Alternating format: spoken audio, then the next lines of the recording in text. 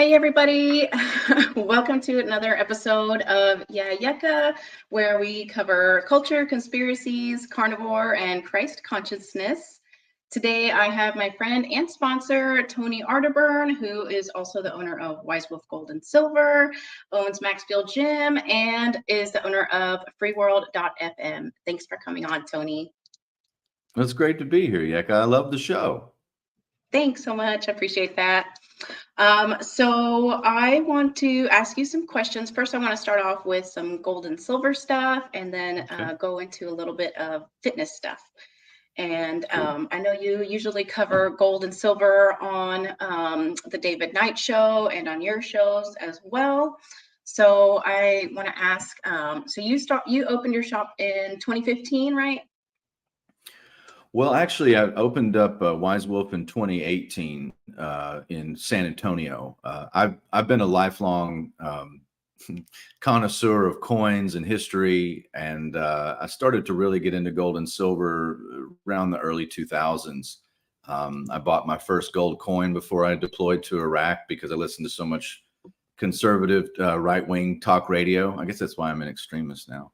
But I listened to a lot of talk radio, and back then gold was like $300, $400 an ounce.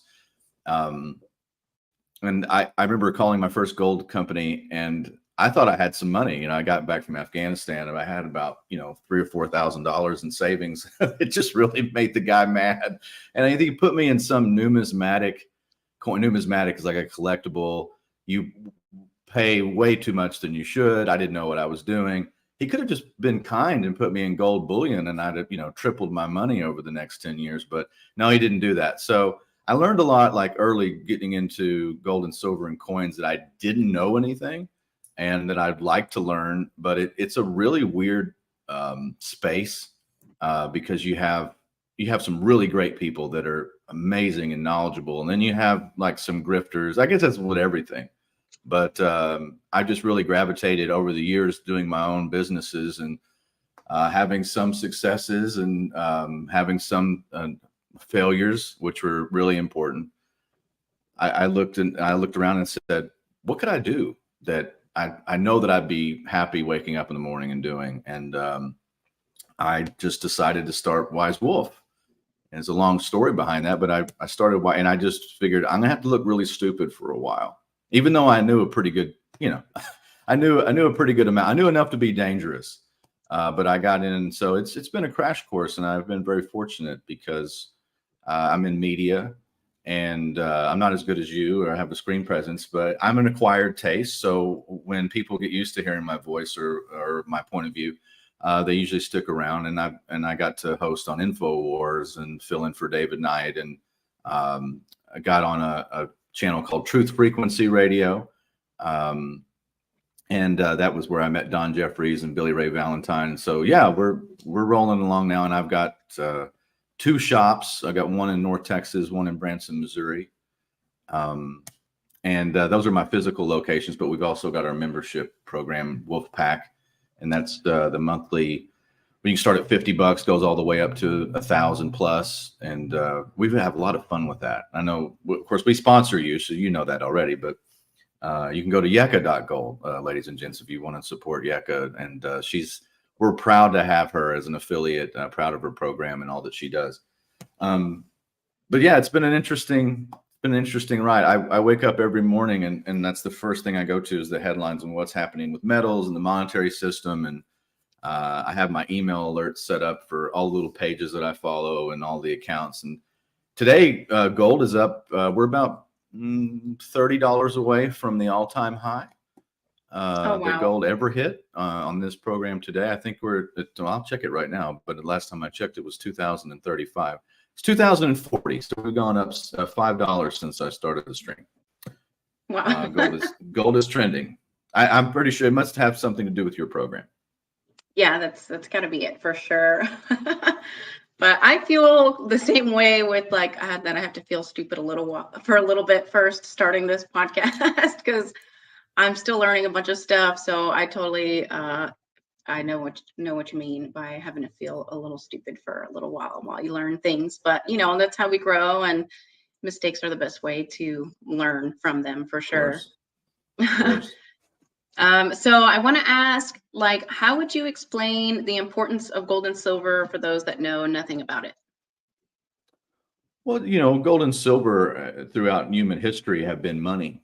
They've been an exchange of value. If what's the difference between currency and money? Well, not much, but money has inherent value, and that value is intrinsic to that item. And gold and silver have been a way that really gold and silver started the modern age or civilizations right hand in hand with having exchangeable, stable, sound money. And so what we don't think of those terms anymore because in our last 50 years, especially, we went off the gold standard in 1971. Every currency on earth after following the United States became a fiat currency, and fiat is just Latin for by decree. It means they say so, but that's not how history works. Great nations, empires, great economies are built on sound money, and they decline when they start debasing the currency. That's the story over and over again, from ancient Greece to the Romans. Even the Chinese had fiat currency, and dynasties rose and fell and collapsed, and it really declines on fiat currency. And so we're seeing that we're at that tail end of the apex of American power, unfortunately, because it's going to get really weird. Nobody told us about this. There's a hidden, set of rules that you don't get to follow, right? Which are what the elite they traffic in. I think it was Henry Ford said that if the people understood the banking system, there'd be a revolution in the morning. Well, nobody understands it, right? Because it's a magic trick. So when you're looking at gold and silver, I think Robert Kiyosaki, who wrote Rich Dad Poor Dad, he calls them God's money because they're in the earth, they're finite, they'll be here long after we're gone. It's gold and silver, they're forever. And you can't just print them and make them out of thin air. Of course, the alchemists, and they've been trying to create gold through chemistry. You can do it. It takes like a giant laboratory to make like a tiny fraction of a fraction, but you can do it. But that's not really feasible. So you can't make gold and silver out of thin air like they do with paper money. And if you really look at the system, there's some things that'll like boggle your mind, like just the amount of trillion, right? This trillion itself is a number that we should never reach when it comes to currency. Like it's an impossibility. Like a trillion seconds ago, just in time, is 32,000 years. A billion seconds ago was 32 years ago. So it's 1,000 billion. There's not enough paper to make $1 trillion $1 bills like on planet Earth. Yet that's the interest we pay on the debt. And if you look at the debt to GDP of the United States, so gross domestic product, it's like 130% of the gross domestic of debt to the gross domestic product. So those numbers are not sustainable. You can't live in a sea of debt and not have production and not have value and live through that as an economy or a great nation. So we're in a really strange time where I have it, everybody has a normalcy bias. We think that because yesterday was a certain way that tomorrow and today will be the same. That always goes to zero.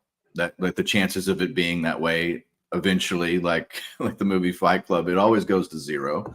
So we're headed to that. I don't have all the answers, but I would say gold and silver are something you need to study as a monetary metal, because it's a way for you. And we all have work, like we build things, we go to, and we want to pay our bills and take care of our family. We want to have a representation of that. That's what money is. Whatever value you're creating, it's going to create something. And usually that's a derivative called money. So you have that money, that's something you can save. Well, if you're saving dollars and they're debasing that currency every single day by creating new units of them, that's illogical. Why would you save something that diminishes in purchasing power? And that's not how the country was set up. We didn't have inflation in the 1800s, in the early 1900s. It was the exact same price for 120, 30 years. It was the same price. a pair of shoes at George Washington's inaugural are going to cost the same in 1910. They just did. There was no like lessons on inflation. As a matter of fact, we had deflation. The currency became too strong. You had historical figures like William Jennings Bryan, who ran for president. He had that famous speech about being crucified on a cross of gold because the farmers and the people that had borrowed money, because of deflation, the currency became harder. They wanted to have free silver. They wanted to inject silver dollars into the system, the ecosystem, to make money more elastic so they could pay their debts easier. So we had a clamoring to have some sort of inflation, not that we had it. They wanted it. You know, the people needed some because the currency was so strong. So what we're looking at now is completely, it's not related at all to the American experience or what we're supposed to be seeing. Yet it's hidden by the media. I guarantee you the media is not talking about how gold's, $28 away from its all-time high this morning. I promise you that. Yeah, I definitely believe that. No, they're talking about stocks. They're talking about your 401k. They're talking about your IRA and all the things that are tied to the system. Hey, folks, the central banks around the world, the masters of this planet, if you want to call them that, as it stands right now, the banksters, they don't buy stocks. They don't, when their central banks hoard something, they don't hoard their own currencies. They don't use dollars. They don't buy bonds. They buy gold. That's what they're doing right now. They're loading up. They're breaking all the records, buying gold. Why are they doing that? Oh, by the way, there's only one that's not. There's only one central bank that's not buying gold. It's your central bank. And we'll get into that if you want to. There's a reason why they're not buying, but every other central bank is buying it. And they're not buying stock.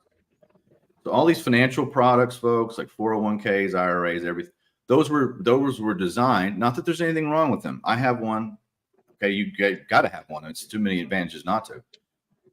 But the reason they exist is to hide the fact that your dollar is just losing value, because that was never part of the American experience. All these financial products came out after we went off the gold standard. And gold went up 2,000% from 1971 to 1979. Did the stock market go up 2,000%? Did the Dow Jones Industrial go up so all these are great questions, because gold in and of itself is not an investment. It's just money. So there's a counterintuitive way to look at all of this, and this is coming full circle. So there's a difference between currency and money, and gold is it can be both, but right now it's just money. It's not used as currency, and the dollars that we have, the fiat currency, is not worth it. It's a psychological thing that you put value on. It's a note from the Federal Reserve, which is not federal and not a reserve. So start with that. If I've gone too far, I think this is just my wheelhouse, and I'll get caught up on another line of logic, but that's the short of it. Does that make sense? I think so. Would you say that gold versus silver, if there is one that's better to stack over the other, or would you say they're both equal? I would say, between you and me and everybody watching, I would say that silver has more upside. It has more upside because it's devalued more. It also is an industrial metal. I mean, gold can be used in electronics. It has industrial uses. It has medical uses, just like silver, but silver is used way more. Silver is the most thermoconductive metal. I think there's 40 pounds of silver in each Tomahawk missile. So all you war fans that like to bomb countries, those things can add up. You can invest in silver just for that alone. You got to put them in the missiles. I don't know if anybody knew that. There's like 2 kilograms of silver in each new electric vehicle that won't go anywhere because there's no grid to plug them into. But there's silver there. Silver is used in medicine. It's a lot of those antibiotic resistant strains of bacteria that are really deadly. Silver takes care of those. There's a reason they used to take silver dollars and put them in the milk on the wagon trains to make milk last longer, because silver, and it also kills werewolves and vampires and things like that. So it's very, it has other uses besides monetary metal, and it's so cheap. It's insane how cheap it is. I was listening to a podcast yesterday, Robert Kiyosaki's podcast, had these old dogs on there that were talking about silver in the 70s, and the Hunt family and Bunker Hunt, who they drove the price up to $50 an ounce until the deep state stepped in and got and took out the hunts, because they were exposing the lie of the exchanges and the bullion houses and the dollar itself, that it was how much it had devalued since we went off the gold standard in 71. So by 1980, they'd driven up silver to $50 an ounce in 1980. That's like $250 today. I mean, we've completely went up. The debt was less than $1 trillion in 1980. Total debt of the U.S. less than $1 trillion. We're like 33 or whatever it is now, and expanding rapidly. So the dollar's been through the ringer since that time, and totally debased to pay for the warfare welfare state. So $50 and 80. Let's see what it is right now. Spot price for an ounce of silver, $24.96. So why is that? Why is it cheap? These are great questions. Who are the largest silver holders? Oh, people like JP Morgan, private holders of silver, governments, industrialists. They don't want you, in my opinion, and I didn't get a memo from the New World Order to tell me this, but why would they want the price to go up? They're buying all of it. Why do they want the price to go up? So they like you staying in the paper markets. They want you to be theoretical about it. It's, I don't need to own physical silver. I've got it on the exchange. Sure you do. So think about that. Physical gold and silver outside of the system, no counterparty risk, in your hand, is so much better than being tied to a manipulatable system like we see today with the modern economy. Hopefully that makes sense. Yeah, well, that's good to hear. And because silver, it's cheaper, by the ounce. So if people are wanting to stack precious metals, if silver, is better to get, then that's also easier to get. And like with the Lone Wolf pack, it's only $50 a month, and that's the one that I get right now. And you get silver every month just delivered to your door. So that's a really easy way to get silver in your hands. So I wanted to ask what's the coolest piece, or like the most rare piece that's ever come through your shops since you've opened up? I bought a coin from the Roman Empire. I had a gold coin from the Byzantine Roman Empire when Constantinople was head of Rome, back when they had that split after the emperors separated. So there was for a while they had sound money. Of course, Constantinople became Istanbul, after the decline of Christianity in the area. And so I actually I gave it to a friend of mine. It was a Roman coin from around 360 or so AD. So that's pretty cool. And now I've also seen Roman coins, and some of the ones that they had were just base metals, and they're not worth that much.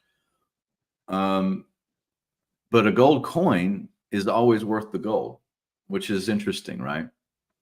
There is collectible value to them, but it's really, if you call around, it was rare and it was graded, but it wasn't worth much more than the gold, even today. So I had a Roman coin, which is really cool, but it wasn't worth much more than the gold, maybe twice. So even in the scheme of things, it's not that much for how little it was. But it was really cool. And I see the neatest things, like, this country, we used to have, United States had some magnificent, beautiful gold coins, like the Indian coins, they had $2.50, $5, and $10 Indian, beautiful coins. And then we had the Liberties that go up to $20. And of course, the $20 gold piece was just under an ounce of gold. And that's what, in 1933, Franklin Roosevelt had people turn in all their gold, and they gave you $20 for them. So these people just turning in all these $20 an ounce, getting rid of all these gold coins because they made it illegal, whatever that means. You know, it was an executive order. Not everybody turned them in. I can tell you that much because I buy them all the time. But people did, and they shipped off that gold to Basel, Switzerland, for the banksters. That's what the whole point of it was in the first place. But then they moved the price to $35 an ounce. So they swindled the American people out of billions and billions of dollars. That's why you should always, like, if you can buy gold, at least have one of the old pre-1933 American gold coins. It's good to have in your collection to see what we actually had money at one time. I can't believe the government did that to its people. Oh, I can't believe it. It's shocking. It's shocking. It's almost like they locked them down and said they weren't essential. Right. So I want to ask, are there any books or people that you recommend, besides yourself, obviously, for people to look into so they can learn more about gold and silver? Oh, for sure. Rich Dad, Poor Dad, Robert Kiyosaki stuff. He's been a gold and silver bug for, since he was a soldier in Vietnam. Has a great stories to read about. He's got a new book out called Fake. It's been out for a few years. I highly recommend that. I think Fake's a great book. Mike Mahoney, gold and silver guy that's associated with Robert Kiyosaki, has a great book out on gold and silver. Jim Rickards, who used to work for the Central Intelligence Agency, and he did a lot of war gaming on currencies and modern economies. He's written Currency Wars and all sorts of different books, but he's a gold bug. And somebody I listen to. So there's lots of people. I mean, you can always, I could think of more, but you can email me if you want. You can go to my website. You can go to arterburn.news if you say, hey, you forgot these, or you want to get more. Like Andy Schleckman is a good one. With I think it's Morgan Franklin. There's lots of good, knowledgeable people out there that, and even there's Twitter accounts like Gold Telegraph's a good one to follow. Cool. I know you're working on a book right now as well. How is that going? It's going. And if I didn't have the schedule that I would already knocked it out. My schedule is just weird. But I'm really looking forward to getting out there. It's a different perspective, and it's about the Great Reset, and which is still going on. I know, spoiler alert, it's still the Great Reset. It's what the elites want. They want a reset. And we're going to talk about, in my opinion, what is happening with this accumulation of metals and assets going into what will be a complete revaluation of currencies. So it's going to be, I think it'll be a fun book. I'm looking forward to getting it out there. Do you have a projected end date yet for that? At least by the spring. I'd like to get it out sooner. I got a couple of people I'd like to talk to on publishing, be a private published deal. And I have some ideas for some forwards and things, just kind of putting the pieces together. But yeah, and hopefully you'll have us back on. And I mean us by me and Beans, because Beans is with me this morning. Yes. Hello, Beans.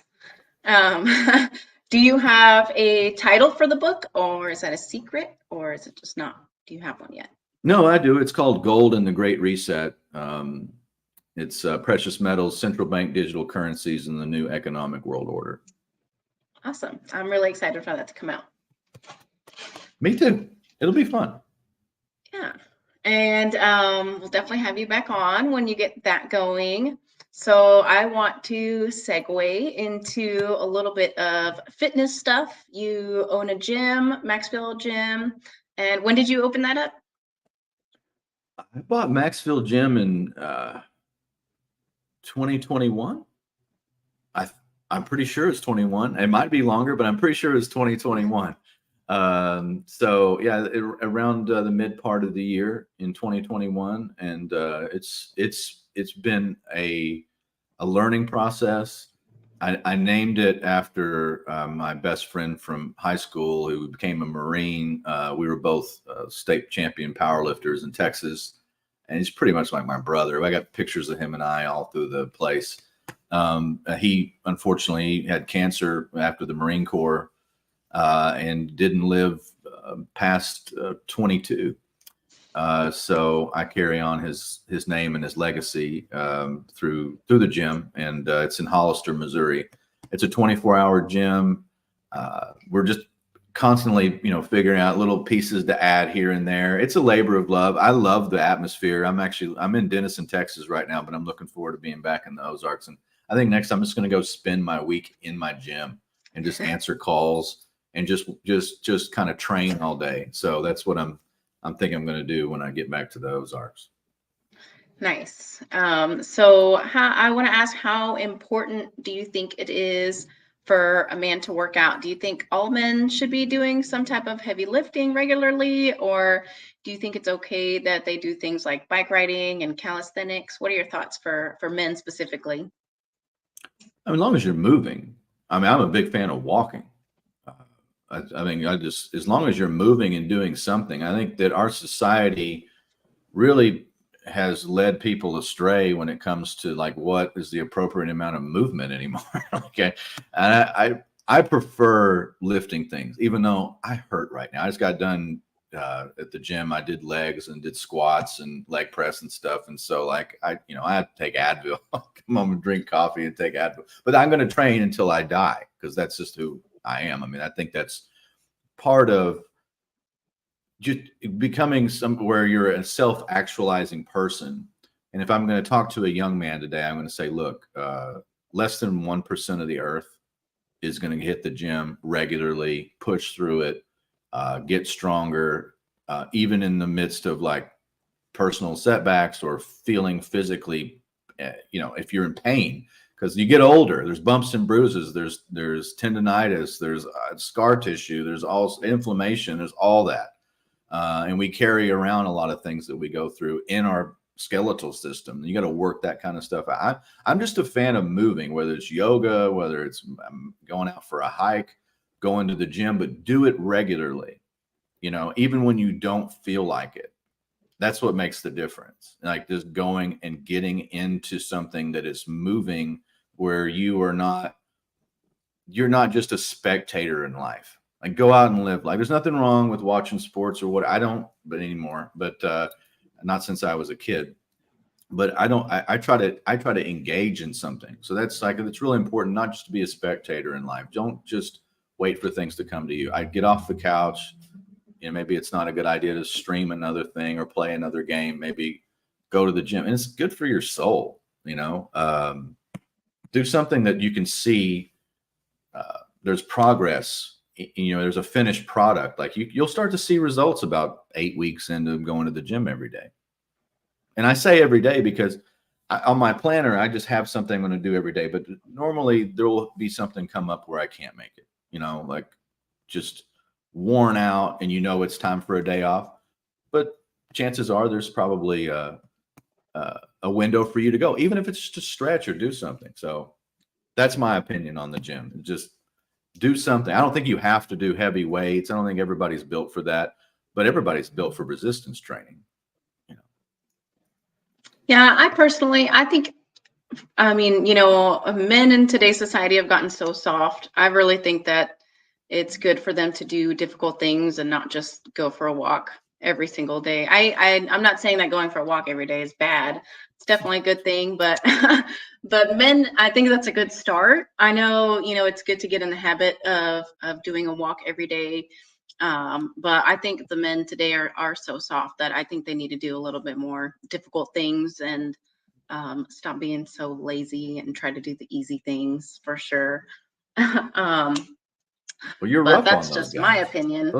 You're rough on these. The theoretical guy doesn't go to the gym. No, I've definitely noticed that, like even though I've been in the health space for a while, like a lot of the people I follow and a lot of my friends are definitely active and they go to the gym and they do movement and stuff. But, they're doing difficult things that aren't really easy to do because they want to, grow and progress. But I've also seen a lot of people as well, especially even in like the conspiracy world, they're all about taking the supplements and, listening to the right news or whatever, and having different thoughts than the mainstream media, but they're missing that component of being healthy and living a healthy lifestyle, like not just like in fitness, but also in the food that they eat as well. And I think it's a big part in like, you know, how like there's just a lot of soft men nowadays that they're not in their masculine, they're not wanting to take initiative. And they're just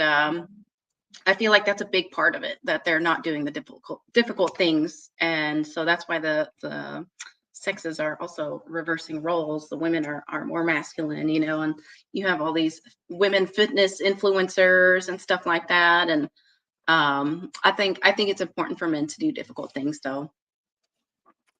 I do too. I grew up in the gym, you know, like I was a state champion power lifter in Texas, which is really hard to do. That's not an egotistical thing. It's very hard to do. And, you know, I think there's like 400 and something teams in Texas high school powerlifting. And it was an honor to be a state champion. And I trained like a madman. Like I was just a crazy kid, you know, like my parents, you know, for a long time, I thought I was on steroids. Like they had me tested a bunch. Like he can't be this dedicated. You know, I lived in the gym. This is before the internet. So I would get every book I can, you know, I could on training, and you know, I subscribed to these like magazines like Milo, and this was like a strength magazine. I don't think they even make it anymore. Powerlifting USA, which I eventually got in, by the way.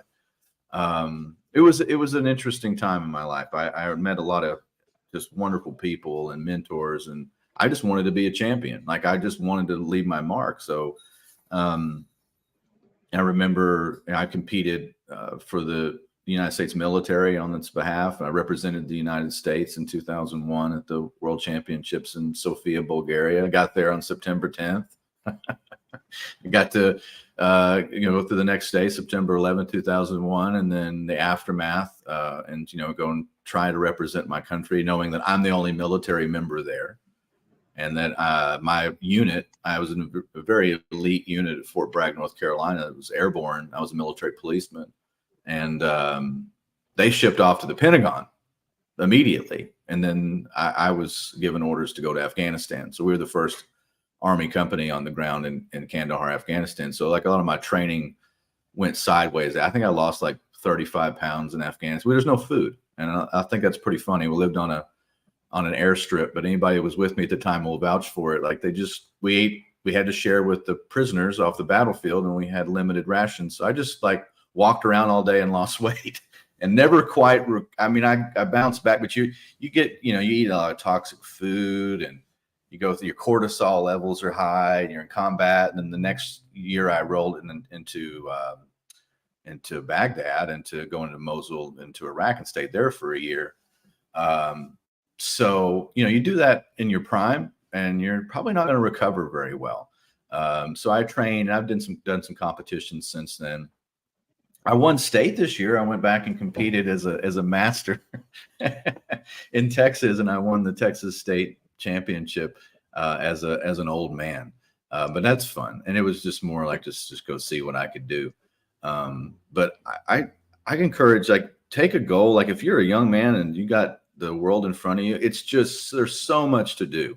Like don't give up. Like go grab something and you know, try to become the best at it. But do something physical. I mean, Yecca's right. I mean, I was just trying to be easy on people. I wasn't. Yecca brought the hammer. She's like, "Well, he's got the facts. Don't be so soft on these guys. These guys are soft enough. They don't need any more softness." Well, I was the kind of, so in high school, I was the kind of guy that, like, I knew what I wanted to do. Like, I wanted to be the best. I wanted to have the best. You know, I wanted to break the all-time record for bench press. I wanted to be the strongest guy in Texas high school. And I did those things. But if I saw somebody from cross country, which is like my polar opposite, you know, I'd go, you know, encourage them, you know, so you don't really have to lift weights, or the wrestler guys, or the gymnasts, you know, just do something. The Greeks called it arete.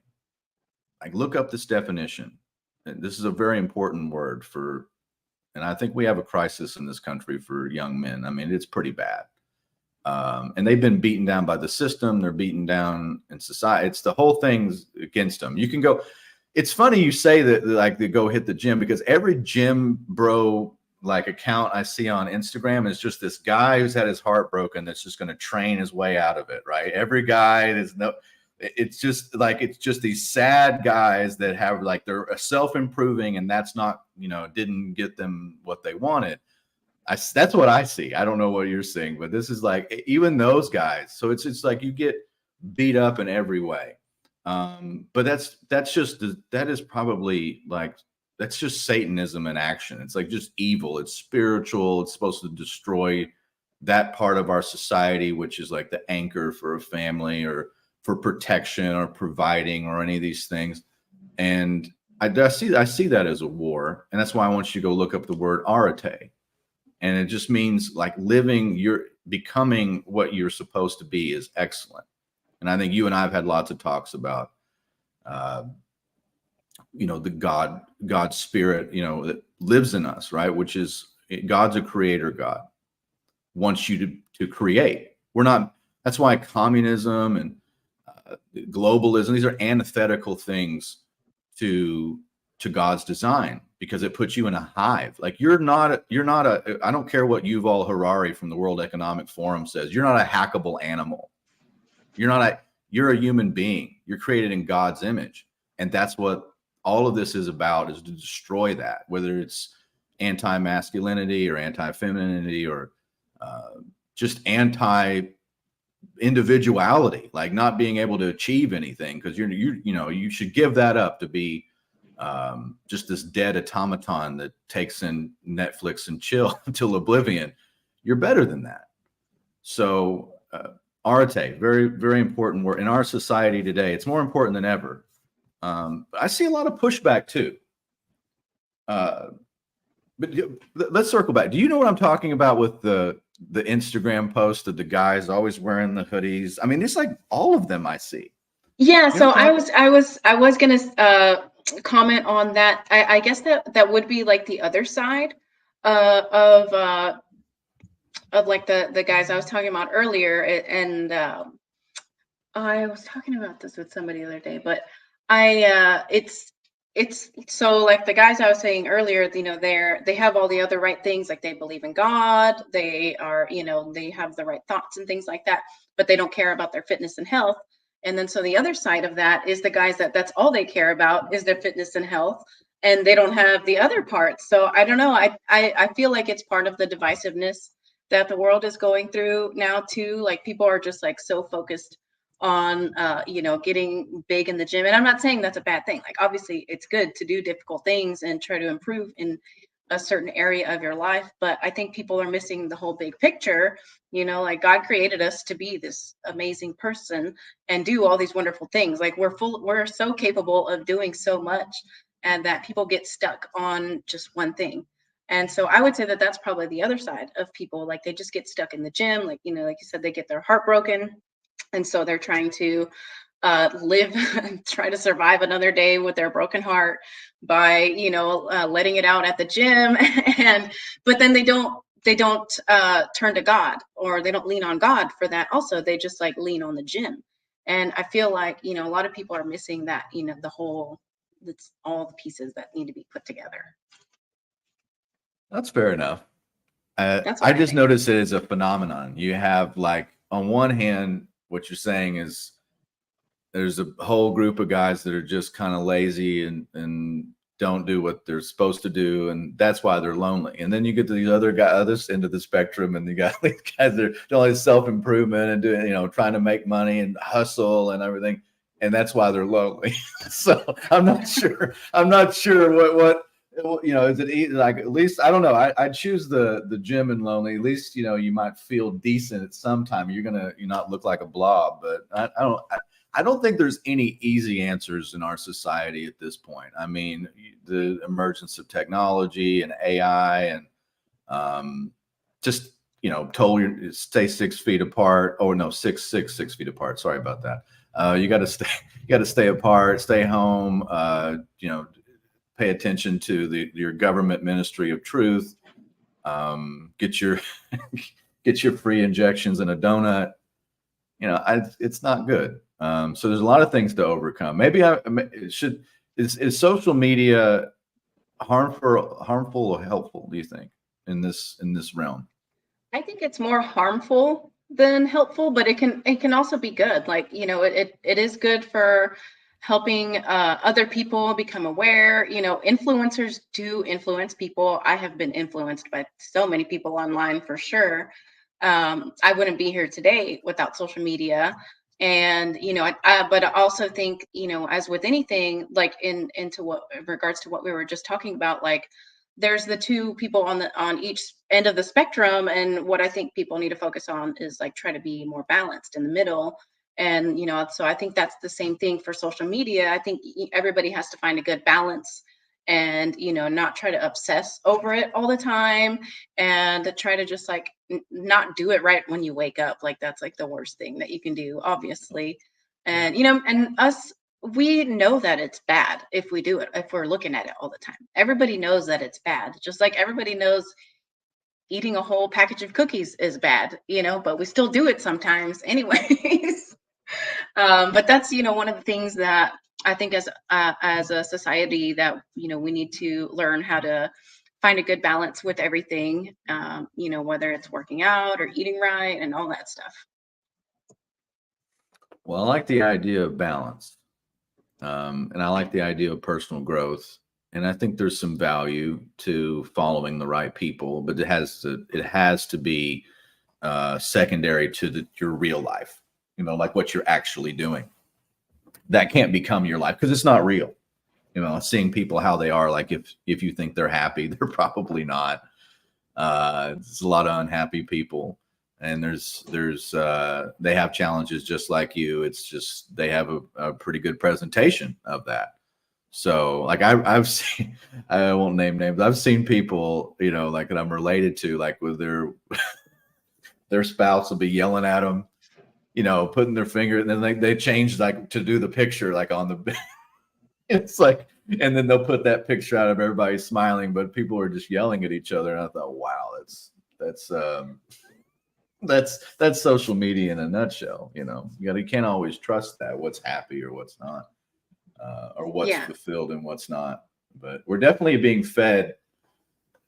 This is why shows like yours and independent media, alternative media are so important, because there is an algorithm, there is a message, there's a narrative that you're supposed to. Hopelessness is like they are dealing with that left and right. Like, oh, there's no hope, but you should also sign up for your universal basic income. Oh, there's no, oh, it's not, oh, there's, the CO2. Like we can't even, you shouldn't even plant trees anymore. You just let Bill Gates get the bugs for you. It's going to be okay. Like, it's just that you can see that everywhere in the mass media. Like, oh, there's just going to be war, like there's no peace. Oh, it's just war. It's just, that's where we're headed. And don't you worry about it, but do worry about it a lot. So there's a lot of hopelessness that's being trafficked.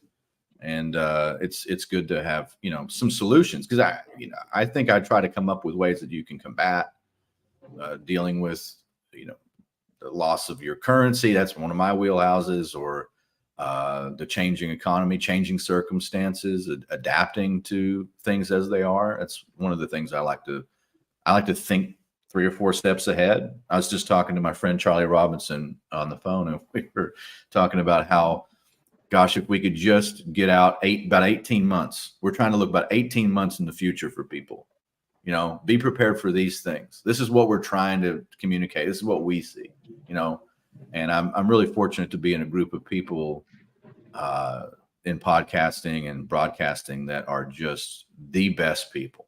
I mean, just, there's no agenda other than let's just find the truth. Let's see if we can help people. I mean, I know that sounds weird. It's just, there's no money, like the guys that we're struggling, we pay for our own way. Like, I built along with Billy Ray Valentine and some other, we built freeworld.fm, and it's a work in progress. That's going to be like another lifeboat for free speech. David Knight builds his own program. He's not making money off there. Like, he's surviving, and I proudly sponsor his program. All these people that I know, I mean, yeah, you can make a little here and there. You can have a a sponsor or something, but it's not the same as if you can sell out and be a part of the noise, and you can do well. It's if you've got the skills to broadcast. But I'm in such a great group of people that we really just want to talk about the truth, and so it's why your programs like yours are just so important. Yeah, I agree. Not a lot of people are speaking truth nowadays, and the truth will set you free for sure. It's definitely not an easy road either, telling the truth to people. And then you'll also get people that will tell you a little bit of truth, but then they'll mix it up with whatever agenda they have that's going to make them some money. Oh yeah, my favorite. So then the grifters. And so, those are the people that you really need to watch out for, because they will tell you a good message. They will tell you things that you want to hear, and things, that people like you and I will be saying. And you're gonna be like, oh, well, they said the same thing this person said. Like, I'm gonna buy this horrible product from them because they're telling me the truth. But then they're selling this like horrible product, and it's like, you wouldn't know if you don't look into it. And so I think that's another thing why it's really good to learn to have good discernment when you're watching these influencers online. It is harder to, like, if you're into this kind of thing, to feel people's energy online. But just having good discernment and praying about it, and talking to God about these kinds of things, I think it's really important for people to focus on, because there's so many influencers. Like, that's probably one of the many reasons that took me so long to start doing this podcast. I've literally had people been asking me to do this for like 2 years now, and I, for many reasons, didn't ever do it. And then I finally got on here, and it's just that, because there's just so many influencers, and I feel like the world is just like saturated with it, but there aren't many influencers like speaking truth. And so that was a big reason too why I came on here, is because, like, I am for the truth. I am going to tell you things that you don't want to hear. I am going to tell you things that are going to make you uncomfortable. I'm going to tell you things that probably nobody else has ever told you, and things that you aren't aware of, or you're aware of, but you just want to forget about it, and things like that. And so that's why I really wanted to start this, is just to spread truth and to help other people. And I think a really good first step in changing your outer world is changing your inner world, and that's the best place to start, is trying to make your life the best that it can possibly be from the inside out. That way, you bless yourself so you can bless others. I agree 1000%. And we've got a limited amount of time on this earth, and making every day count. And how do you want to leave your mark? What's your legacy going to look like? Because it's a brief time in the span of like history. It's a blink. So do the best you can. I always like that story about the philosopher Voltaire. He was near the end of his life. He decided to finally settle down. He kind of went on the border between France and Switzerland so he could cross over into either country to get away from either government. Depending on how he needed to get out, because he was controversial. But he would plant trees he knew he'd never see bloom. The fruit, he would never sit under their shade. And he would do that because it was about leaving something for the next generations. That's the way we should think about that. It's really weird that we would have so much emphasis on selfishness, but not self-improvement. I always thought that was interesting. I think that's the destructive nature of it. It's to say, oh, see, individualism's bad because this is what happens. You become a narcissist or something, you become toxic. I don't really share that view. I think you should become the best version of you that you can possibly become. I think that's your mission as an individual, and giving back to the group is you becoming the best person you can become. So the two things work hand in hand. You get better and perfect whatever your craft, or you become a master at something. Then you give back to society by being whatever your contribution is your mastery of your desires and your passions, in my opinion. Yeah, I definitely agree. with that for sure. And it's really hard to get into that for sure, you know, and because we all struggle with different things and demons that we don't want to face. And so I think it's just really important to look within ourselves and try to, you know, just try to grow from that. And God is so forgiving that no matter what our past is, that he's always there, going to be there with open arms and always is going to forgive us. We can literally have a fresh slate, you know, as long as we ask for repentance, and we can always be made new and do better each and every single day. I agree with that. And, you know, we're on God's timeline, not our own. Mm-hmm.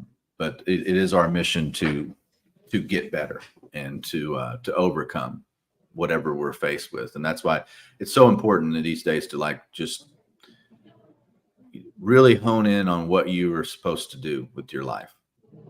You know, what is the most benefit that you can bring. So I know it's a platitude, it's a generality, but that is true. Yeah, well, you know, it's generality because everybody has a different journey also, you know, like not everybody is supposed to be at the gym lifting weights. Not everybody is, you know, supposed to be doing a podcast. Not everybody is supposed to be on the same path. We're all each on our own journey. And, you know, that's something that you just kind of have to figure out yourself between you and God. You know, and so I think that's really important to find your own journey and do the best that you can do that, and in a way that also helps and serves others, because that's what we're here to do. Like we were put here on earth to love and serve others, but you have to love and serve yourself first before you can give that out to anybody else. Right. Totally agree. Let's see. So I have one more question.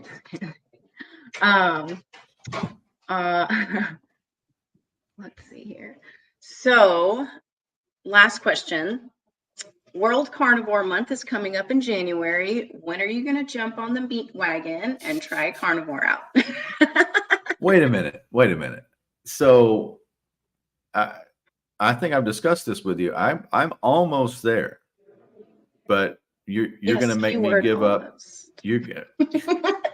What are you making me give up? I'm not going to make you do anything. I'm just asking you a question. But it requires a response. So knowing what you know about, what do I have to give up? Are you saying I can't go to the fridge and pull out a Coors Original at 5 o'clock? Are you saying I can't have it? No. I just mean food wise. I'm not counting what you drink. Beer is food. No, not in this. We're not gonna discuss that. We're just gonna. So you're gonna turn a blind eye to that. So there'll be.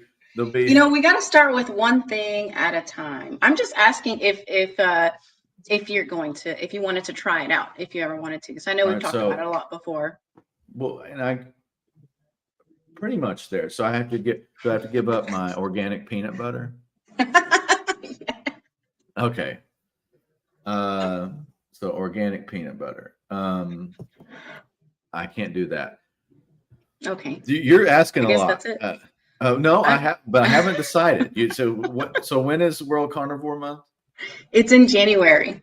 Okay, so I want to try to get as many people to jump on there. I'm recording today at the Sapien Center, and a big person in the carnivore community is downstairs, or he's probably leaving right now. But Dr. Sean Baker, he's the one that kind of spearheaded the carnivore movement several years ago. He was here in Austin to do a show with Joe Rogan that's going to be coming up pretty soon. But yeah, I think he's the one that coined the World Carnivore Month also in January. So I just want to try to get people to try it out just for 30 days, not forever. It's not a sentence. It's just I think it's really important for people to try it out just as a good reset. Well, I think this is a good conversation to have, and we can do it live, publicly, so you can have a record of it. So you can put your stamp on the approval of me. Let's say I only did meat, dairy, and fruit. Am I good? Technically, that's animal based. So carnivore is no fruit. It's meat, eggs, and dairy. And like you can do spices, you know, obviously if you eat fruit like once or twice out of the month, like you're not gonna have to restart or anything. I mean, you're a grown human being. But carnivore, like if you're doing like straight on carnivore, it's just meat, eggs, and dairy. Like the food that they're serving downstairs, it's literally just burger patties and pasture raised eggs. Like then there's like some mustard and ketchup on the table, like just All right. condiments. I think I can do this. With I know it's scary. it's not scary. I mean, when I was training, you know, in high school, yeah, this was the '90s, you know, late '90s, and I had been reading, you know, about Atkins, and this again pre-internet, where I didn't have access to the internet. I didn't have an email address until I went to airborne school in the year 2000. But I remember it really. Steaks, chicken breast, broccoli, cheese, you know, like this is what I ate for, you know, months at a time. And I would just be able to, I could pull weight so easy. You know, I could go from 210 to 195 in a few days. Just that would just water weight and just pull it off. And then I'd do a, you know, day of competition, I'd weigh like 210 again, you know. So I was always trying to get to around a little under 198. I remember doing that. And that's, you know, again, that's before I went to the Army and before all that, the fun time transpired, where I got to yo-yo my metabolism and be a pincushion for vaccines. I'm going to try that. I'm going to do something. I'll do some, and I'll tell you if I mess up. How's that? I'll tell you if You I don't had have an to tell orange. me. Well, I will offer you my free coaching services if you'd like with that. But I'm definitely going to do it because I'm not super strict carnivore right now. So I'm going to do it just as a reset. I'm pretty much 95% carnivore right now. I did eat some gluten-free green bean casserole. I was going crazy Unbelievable. for Thanksgiving. I went wild. But I had some like keto desserts that I made also, but I definitely felt some negative side effects from, I don't know if it was the keto desserts, or actually they were more low carb, not super keto, because I did use a little agave and honey and stuff. But yeah, I just want to try to get people to do it. It's just like as a reset. Even if people only end up doing it for like 2 weeks, it's a really good way to just reset all the things that you're eating and get to experience the awesomeness of carnivore. It lights your brain on fire too. It really helps with the mentality, and like it's not just like a body physical thing. It's also a mental thing. But yeah, I think it's good for everybody just to try it at least once in their life, especially as a good reset. I agree with that. Well, Try thank something. you. Try something different. Yeah. You know, do difficult things. do something. Yeah, do something difficult. I want to say hi to Tom Cooper and Free Thinker in the chat. Free Thinker is surprised you're not carnivore or keto already. I'm a hybrid of things. No. I try to eat just whole foods. Like I don't. Do you want to know what I've had to eat today? No. You don't want to know? Coffee. I had coffee. I went to the gym. I've had coffee. I've had a few spoonfuls of organic peanut butter and a banana. And so I will break that down. The peanut butter, it has a incomplete amino acid profile. And also it's not as absorbable through your body. So even the little bit of protein that it does have, your body's not going to fully absorb it all the way properly.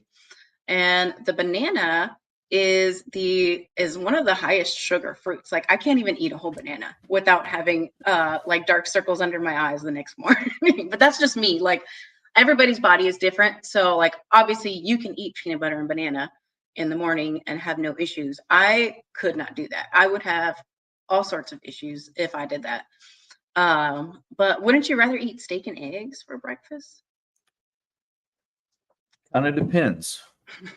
And I'll eat. So my meal today will probably be a lot more carnivore. So I'll tell you, so I started off the day like that, and I'll do intermittent fasting and stuff too. Um, but I'll probably have, I'll go to the diner probably and they have a half-pound hamburger patty, and then they've got scrambled eggs. I'll get a couple extra scrambled eggs and maybe some fruit. And that's what I would eat. For that'll probably be my midday, and then maybe something in the evening. I might throw something on the grill. But I just don't eat a lot, and I can easily be 210, 215, just doing that and training, but I can certainly gain weight if I wanted to. Like if I really wanted to, because I've been, I'm probably 210, 215 right now, 213, somewhere in there. I could easily be 250. Easy. Just training hard, eat, but that's at 44. I'll be 44 in less than a month. There's no way that's good for me to be, to just bulk up all the time. Even though I can. So I stay a little bit leaner. It's okay not to constantly eat. Yeah, that's what I was about to say. I think the intermittent fasting is a really great tool to stay healthy. No matter what you eat, really. And men are on a 24-hour cycle, so men can totally fast however much you want every single day. Women, it's a totally different story. We're on a 28-day cycle, so it's really not healthy for women to be intermittent fasting of any sorts all the time. There's definitely better times than others for women, but for men, definitely, I think that's a really great tool to help with just overall health and wellness for sure. Well, I'm glad you approve. Do I get a C? Do I get a C minus today, Yecca, or am I a C plus? I've even written off being in the B's at this point. No, you get an A plus just for being here. So thank you so much for coming on. And can you let people know where they can find you and all that good stuff? Oh, for sure. My website is my last name.news, arterburn.news. You can find my podcast there and my radio show. You can send me an email. You want to contact me, go through there. Or my company's Wise Wolf Gold and Silver .com is one of the websites. Yecca and I worked on about 5 other ones. I collect websites, folks. If you don't know that already, I just continue to collect them. And you can find me there. And I have a show on Saturdays on Rockfin with the legendary Donald Jeffries and the great Billy Ray Valentine. We do a show called America Unplugged, of which Yecca's been a guest. And we hope to have her back again very soon. Yes, it's a great show. So y'all definitely check it out. And like I said earlier, Tony is a sponsor of my show. I wouldn't be here without his sponsorship, to be honest. So big thanks to him, and definitely check out my link, YeahYecca.gold, to show some support. And thank you all so much for being here. Thanks again, Tony, for coming on. Thanks for having me, Yecca. Appreciate you.